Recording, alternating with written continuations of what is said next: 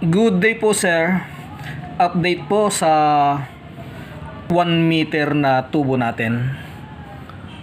Ayan po ang 1 meter na tubo natin.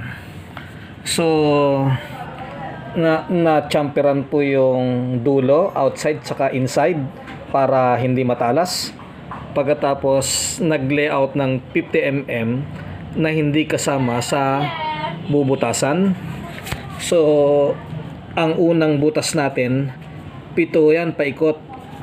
1, 2, 3, 4, 5, 6, 7.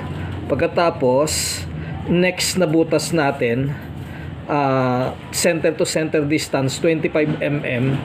Ayan na po, punta na tayo sa pangalawa. 7 butas po uli yan. Salisin naman po siya. Hindi siya katapat ng unang butas. 1, 2, 3, 4, 5, 6, 7. Pagkatapos,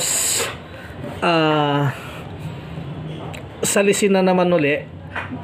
Sukat ng 25 mm. Ayan na po. Ayan ang pangatlong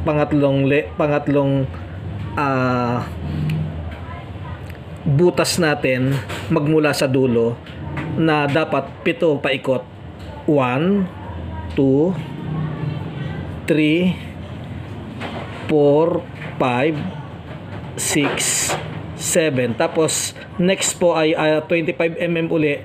Ayan na po. 1, 2, 3, 4, 5, 6, 7. So, and so on. Hanggang sa mapuno natin ng butas ang 1 mm na haba, 1 meter na haba ng tubo. Ayan po. Ayan po. Ayan po. Pagdating sa dulo, ganun po ulit. Layout ulit ng 50 mm na hindi kasama sa bubutasan. At ang dulo ay na-repaste outside at saka inside para hindi matalas. Ayan po ang kabuuan ng tubo natin na napuno ng butas.